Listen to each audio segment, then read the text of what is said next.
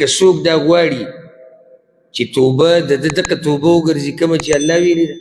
نو د هغې دپاره پای کې یو څو خبرې لازم دي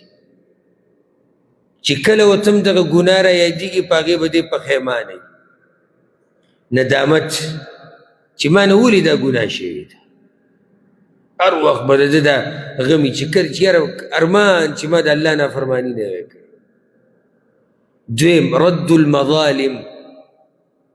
رد المظالم معنی دا ده که چېرته دا ګناه د دې سره تعلق ساتي چې تا د چا حق خوړلی نو د هغه حق به واپس ورکوې درېیمه که څوک دې خفه کړی څوک دې خفه کړی په چا دې ګزار کړی څوک دې تنګ کړی په عذاب کړی د هغه نه معافي غوښته دا علي رضی الله عنه قول دی څلورمه او ویزان به خاورې کې د الله په بندګۍ کې لکه څنګه چې تا دغه ګناهونه کړي دي